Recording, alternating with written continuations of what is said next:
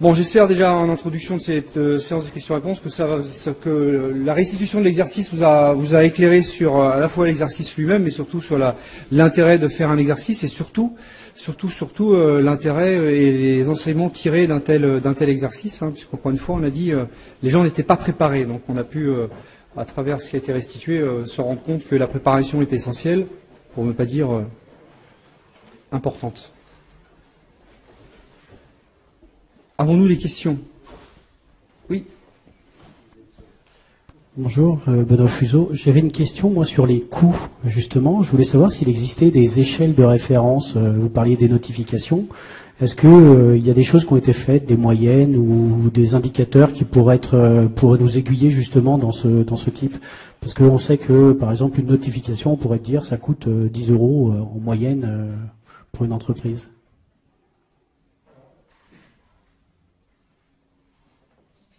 La difficulté, c'est que les notifications aujourd'hui n'existent pas, en Europe en tout cas, si ce n'est pour les opérateurs télécoms. Mais ça n'existe pas de façon générale. Aux États-Unis, l'évaluation des coûts prend en compte notamment la nature de l'exfiltration des données et l'impact que ça peut avoir sur les usagers ou les clients, et notamment s'il y a des données bancaires. Ce qui explique pourquoi, s'il n'y a pas de données bancaires, on est à un coût de 20 $, je crois. Et on peut arriver à des coûts de 200 $ avec opposition sur la carte bancaire, etc., etc. Donc, mais ce n'est que des données américaines aujourd'hui. On n'a pas du tout l'équivalent aujourd'hui en France ou en Europe, puisque l'obligation n'existe pas. C'est des choses qui arriveront probablement à partir de mai 2018. J'espère qu'on n'aura pas beaucoup de retours d'expérience, mais on risque d'en avoir un certain nombre. Mais je ne parlais pas que des notifications, mais vous parliez de tout ce qui pouvait arriver. Est-ce qu'on peut avoir des échelles ou des aiguilles, des aiguillages pour justement aider dans nos modèles pour un peu simplifier les choses? C'est ce que je disais en introduction, c'est-à-dire qu'aujourd'hui, la problématique de la crise, en tout cas de la cybermalveillance, c'est qu'on n'a pas véritablement de communication par les gens qui sont atteints. Et donc sur les coûts, on a les données grand public qu'on peut trouver. Alors pour Saint-Gobain, c'est des éléments qu'on trouve dans les comptes à la présentation des résultats, mais autrement, on n'a pas grand-chose. Il n'y a pas de communication. Finalement, on parlait d'absence de communication, peut-être pour mieux maîtriser, mais en tout cas, sur la notion de coût, quand l'information comme quoi une entreprise a été attaquée et victime, il n'y a quasiment rien. C'est toute la problématique, et de façon globale, c'est de la problématique de la cyberassurance aussi. Hein. C'est qu'il n'y a pas du tout de recul et d'évaluation de probabilité derrière. Je veux juste rajouter un petit morceau à ça. Je rappelle que le CLUSIF fait tous les 2 ans une étude menaces informatiques et pratiques de sécurité en France, qu'elle vient d'être relancée là, pour la version 2018. Je fais un petit coup de pub au passage, hein, c'est moi le responsable de l'étude. Mais surtout, cette question-là, on la pose systématiquement depuis maintenant 10 ans. Globalement, les chiffres qui sont donnés, qui en ressortent, l'institut d'études qui fait le sondage, hein, qui est un vrai institut de sondage, encore une fois, nous dit que les chiffres sont intraitables. C'est-à-dire que ce qui en ressort, globalement, on ne sait pas. On ne sait pas. Donc à chaque fois, on la pose et à chaque fois, ça n'apparaît pas dans l'étude parce que le chiffre, on ne sait pas le traiter. Voilà.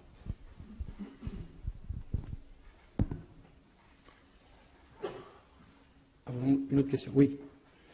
On menait cette étude de sinistralité d'ailleurs auparavant. Je vous rappelle quand même pour l'historique, le CLUSIF, en fait, on est né en 84 de la volonté des assureurs de connaître un peu le coût du risque immatériel. Hein. Je vous reviens à ça, hein, pour justement assurer le coût immatériel. Hein. Donc, en boucle, hein, notre histoire nous a rattrapés, hein, donc on en est encore là aujourd'hui. Hein. Marek Kurek, Euroinformation. Juste la question pour revenir à l'estimation des coûts. Normalement, on a une obligation de chiffrer les risques. Donc par les risques avérés, c'est tout simplement le coût qui est là. Sinon, pour voir les vrais coûts, effectivement, il faut lire les bilans des sociétés, les rapports annuels, parce que là, forcément, ils peuvent pas éviter à ne pas mentionner 10, 20, 30, 150, 300 millions qui manquent dans la caisse, quoi. Voilà. Par contre, nous, on a fait un exercice. Ce qui est le plus estimable, c'est tout ce qui est, en fait, les risques immatériels. Parce que le risque matériel, il est facilement chiffrable. La perte d'image des marques, je ne sais pas. Ça peut porter sur 2, 3, 5 ans, ça peut provoquer une faillite de la société. Mais en tout cas, par l'approche des risques, la direction des risques devrait normalement se pencher là-dessus et donner l'estimation financière d'un risque. Après, il s'avère ou il s'avère pas, il vaut mieux qu'il s'avère pas. Juste un mot sur l'image de marque. On peut quand même faire des estimations à partir du coût d'une campagne de communication, de ce que coûteraient des mauvaises informations sur votre entreprise passées dans la presse. On peut demander aux gens dont c'est le métier combien ça coûte. Nous, on a fait l'exercice, c'est pour ça que j'en parle, à l'intérieur d'une analyse de risque. On a dit, voilà, si ça se passe mal, on va faire appel à une agence de com pour rattraper l'image, et on peut quand même chiffrer. Alors peut-être que le chiffrage est à la louche, mais c'est pas un exercice impossible. Juste un point. Finalement, après l'image de marque, on peut la restaurer, etc. Mais on peut aussi arriver avec des crises mal gérées à avoir des domaines d'activité complets où la perte de confiance est telle que l'industrie ou le domaine d'activité disparaît. Et là, on ne va pas évaluer les coûts, puisque finalement, l'évaluation des coûts, la boîte est morte ou le domaine d'activité est complètement mort, mais le coût social, le coût pour la collectivité est quand même majeur. Alors, c'est pour ça que j'ai toujours du mal à transformer tous les coûts en coûts financiers. On peut aussi parler de coûts inacceptables sans qu'ils soient purement financiers. Mais est-ce qu'en situation de crise, c'est un paramètre qui rentre en ligne de compte finalement? Parce que la situation fait que finalement, quel que soit le coût, ou quelles que soient les conséquences, on va traiter la crise de la même façon. Est-ce que le dirigeant va se dire finalement cet événement n'est pas un événement qui nécessite de gérer une crise ou de déclencher une crise parce que c'est peut-être un non-événement, ou est-ce qu'on s'en aperçoit finalement après qu'on ait lancé la crise? Je crois un risque cyber par exemple, puisqu'on sait notre sujet. Bien sûr, si c'est une inondation, bâtiment qui s'effondre, etc., ça on comprend très bien, mais est-ce que tout de suite on est capable de se dire, il y a 2 PC qui sont bloqués, ça vaut le coup, ça nécessite de gérer une crise, ou est-ce que... Pas nécessairement. Là, c'est vraiment du cas par cas, et le processus de gestion de crise a vocation à justement permettre d'y aller ou de ne pas y aller. Et puis après, pour répondre à la question du tout début, est-ce qu'au final ça va se faire? Ça dépend aussi du dirigeant. Ça dépend de la maturité du dirigeant, ça dépend de sa position. Aujourd'hui, on voit des crises qui se passent, qui ne sont pas forcément cyber, qui font que une usine brûle et on ne la reconstruit pas dans le pays où elle était parce que finalement elle coûte moins cher à l'autre bout de la terre. Mais on tombe dans un autre sujet, mais effectivement c'est un vrai sujet. C'est un vrai sujet. Est-ce que la crise est générateur de plus de business? Je laisse la question ouverte. Oui, la relation à l'autorité, s'il y a d'autres questions, sinon je crois on est là jusqu'à demain matin, si je m'y mets. Oui, Pascal Chrétien, Nebank. Je voulais revenir sur l'aspect contractuel. J'ai compris que c'était compliqué. Maintenant, je voulais poser une question. Qu'est-ce que vous pensez de l'usage du plan d'assurance sécurité, dont l'ANSSI a fait un modèle assez pertinent, comme annexe du contrat pour traiter tous ces problèmes qu'on n'arriverait pas forcément à mettre dans le contrat d'origine? C'est une première étape, effectivement, de rajouter un pass dans votre contrat. Après, c'est le contenu du pass et comment votre fournisseur va pouvoir sincèrement le remplir. Tout va être... Voilà, mais au moins on a une base de négociation. C'est-à-dire Oui, qu'au lieu de rouvrir le contrat et de commencer à reprendre des vieilles clauses, on part de quelque chose de neuf sur lequel on peut redémarrer une négociation complémentaire. Oui, tout à fait, oui.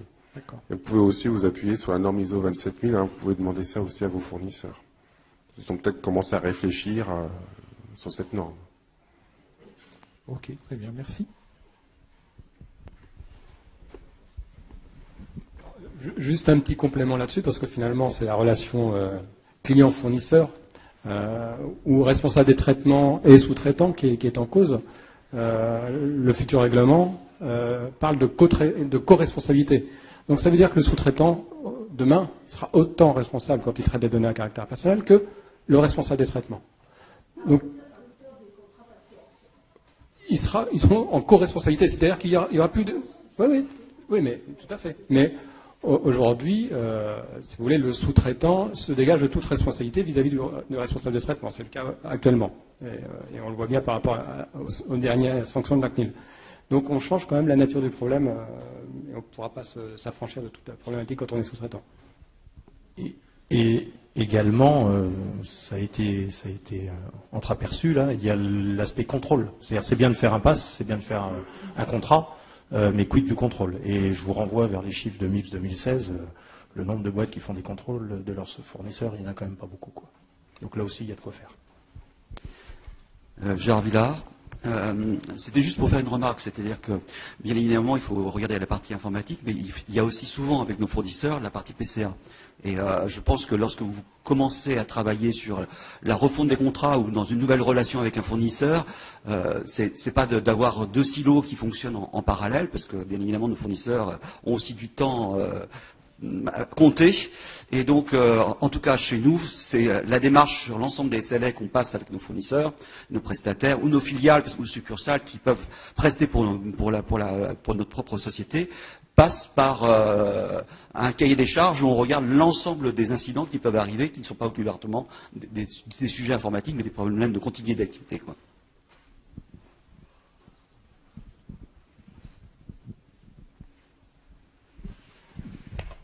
On est d'accord. C'est très intéressant en fait ces échanges à vous écouter parler. On entend bien que bon, je reviens sur notre exercice de crise. Hein, il devait durer 24 heures, il a duré 3 heures. Enfin, c'est 24 heures contractées en 3 heures. Ce qu'on a vu hein, à travers le film et puis ce qui s'est passé cet après-midi-là et la mise en perspective de vos échanges cette fin d'après-midi, on voit bien que la préparation est quelque chose de plus qu'essentiel parce que vous avez parlé de plein d'éléments ici sans citer à un seul moment les problématiques purement techniques de savoir comment on identifie la source, le patient zéro, comme on dit dans certains cas de figure, en cyberattaque, etc., etc. On voit qu'il y a beaucoup de questions qui sont du domaine à la fois du juridique, du contractuel, de la communication, et qui viennent peut-être un peu, enfin peut-être pas un peu, mais qui occultent un tout petit peu le côté un peu technique. Je rebondis sur les propos du commissaire. Effectivement, c'est toute la problématique liée à la préservation de la preuve numérique dans ces premiers moments où ça part un peu dans toutes les directions. On l'a vu sur l'exercice qui nous a concerné où bon, c'était du tabletop, donc il n'y avait pas de preuve numérique. Mais on a vu dans les interventions des agents de la BEFTI, Loïc en particulier, on a bien vu les communications qu'il y avait avec les personnes que on n'est pas préparé forcément à cette dimension-là. Au sortir de la crise, non pas par le haut, mais par des contraintes qui deviennent très structurées, parce que c'est la CNIL, parce que c'est l'ANSSI, parce que c'est la police. Et donc du coup, ces aspects un peu organisationnels de la gestion de crise et de sa préparation, et puis de disposer les contrats au moment où il faut exécuter le plan de crise, on voit que ça prend tout son sens aujourd'hui. Enfin, c'est ce que j'en ressors, c'est ce que moi je veux en retirer de cet exercice. Au-delà de la préparation technique, il y a toutes ces procédures qu'il faut mettre en place autour pour savoir ce qu'on fait à quel moment. Donc tu n'as rien fait, mais tu as quand même écouté et regardé. Oui, je vais juste ajouter aussi une chose. Tout à l'heure, on parlait de coûts, comment évaluer. Une façon de le faire, c'est peut-être de voir avec son assureur. Alors, je suis d'AXA France, hein, c'est un peu normal que je parle de ça. Mais c'est peut-être aussi la façon, en fait, aujourd'hui, on travaille avec des ingénieurs préventionnistes. On peut voir ce qui est assurable et pas assurable. Et c'est une façon, justement, de mesurer. Il faut savoir que nous, de toute façon, en tant que banquier ou assureur, on est obligé d'évaluer nos propres risques concernant tous ces domaines-là. Il y a la loi BAL 3, il y a Solvabilité 2 pour les assureurs, et c'est une obligation qu'on a. Donc en fait, déjà on le fait pour nous. Vous avez certainement des courtiers ou des assureurs qui travaillent pour vous. Eh bien, il y a peut-être aussi à les interroger parce qu'ils ont peut-être le savoir, au moins sur une partie des coûts que vous pourriez avoir. Parce qu'on a quand même maintenant un petit peu de sinistres engrangés qui nous permettent de voir avec l'historique ce qui se passe.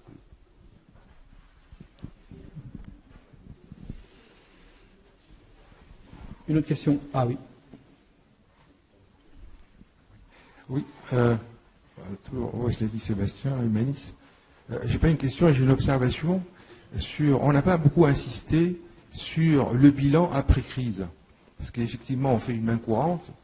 Un des objectifs de la main courante, c'est justement de faire, après un bilan à froid, et à partir de ce bilan, on va pouvoir justement améliorer notre gestion de crise. Donc il faudrait peut-être échanger quelques mots sur le bilan de la gestion de crise. On est là pour ça. Hein. On est là depuis 14h30 pour en parler. Donc effectivement, je vous rejoins, c'est un véritable sujet. Oui, effectivement, hein, je l'ai présenté rapidement tout à l'heure. Hein, il y a bien dans la préparation du test, il y a bien un avant, un pendant et un après. Et dans l'après, il y a bien le bilan à chaud, celui-là il a été fait. Il y a bien le bilan à froid, donc comme je l'ai dit, pour ce test-ci, il n'a pas encore été fait. Donc à voir si on prend date un peu plus tard avec l'ensemble des personnes qui ont participé pour essayer de faire ce bilan à froid. Et l'objectif du bilan à froid, effectivement, il est particulièrement d'identifier encore une fois ce qui a marché, ce qui a moins bien marché, de se féliciter de ce qui a marché, il faut jamais l'oublier, ça, parce qu'on est tous des humains et ça fait un peu de bien de s'entendre dire qu'on fait des choses bien, et aussi de faire en sorte d'améliorer ce qui a moins bien marché. Alors l'amélioration, elle peut être technique, elle peut être organisationnelle, elle peut être... Là, c'est en fonction de ce qui a moins bien marché qu'on va se poser les bonnes questions, effectivement. Sur la base, autant que faire se peut, d'un modèle, alors qui peut être une norme, qui peut être un modèle maison, qui peut être... Enfin voilà, là, il y en a pléthore. Hein.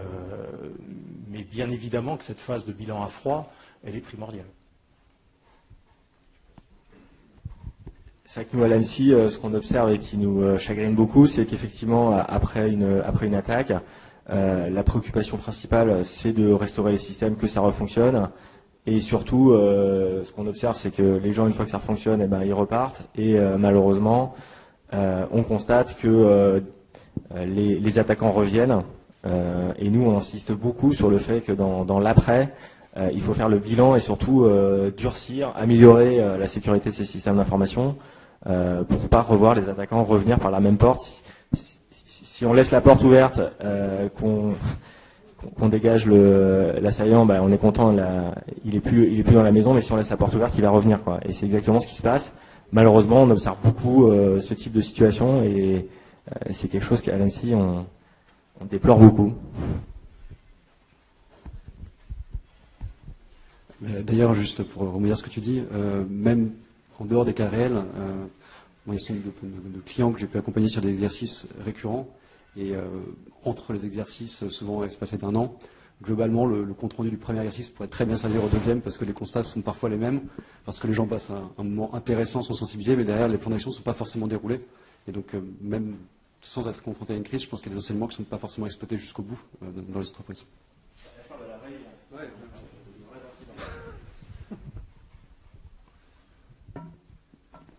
On a quelques joueurs dans la salle, et joueuses. Est-ce que vous voulez faire un retour sur votre expérience de cette participation, au-delà de ce que vous avez dit dans le film, pour celles et ceux qui sont présents? Vous voulez garder l'anonymat? Non? Le directeur informatique de l'hôpital ne veut pas prendre la parole pour...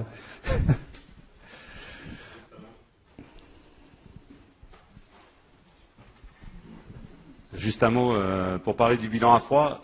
Nous, en fait, on a arrêté la crise à un moment où la crise n'était pas finie, à un moment où effectivement on était vraiment, il y avait des stimuli qui arrivaient. Et donc faire le bilan à froid d'une crise qui n'est pas finie, c'est quand même un peu compliqué. Donc juste pour fermer la parenthèse, je pense qu'on aura du mal à faire un bilan à froid quand même. Un bilan, oui, mais à froid de fin de gestion de crise de ce qu'il faut faire, c'est à mon avis plutôt compliqué. Voilà. Après l'expérience, juste fin de parenthèse, l'expérience était super intéressante. Donc je remercie le FUSIF d'avoir organisé et tous les autres acteurs aussi d'avoir organisé cet événement. J'ai appris plein de choses, c'était vraiment très intéressant. Voilà. Juste petit mot d'un joueur. Le bilan à froid, j'entends que la crise n'était pas terminée, mais elle n'a pas nécessairement besoin d'être terminée dans le test. Hein. Le bilan à froid, il va reprendre l'ensemble des événements faits et malgré tout apporter un certain nombre d'axes d'amélioration. Effectivement, en n'ayant pas été au bout, il y a des choses à côté desquelles on pourra passer parce qu'on ne les a pas vécues. C'est clair. Et merci à tous les participants d'avoir participé. Oui, merci aux joueurs et aux joueuses, et aux joueurs qui ont participé activement à ce jeu. Bon, écoutez, il est pratiquement 18h, donc on va continuer ces échanges autour d'un verre, comme tel. Je remercie encore l'ensemble la BEFTI, la préfecture de police, l'ANSSI, et tous ceux qui nous ont accompagnés dans la mise en place de cet exercice et dans la réalisation de cet exercice. Merci beaucoup aux joueurs aussi de s'être impliqués. Merci à l'équipe d'animation, merci à l'équipe d'observation, merci à nos permanentes. Merci à mes parents, ça n'a rien à voir, à mon producteur, à mon impresario. Non. Bon, merci à tout le monde, encore bravo pour cet exercice, puis à l'année prochaine.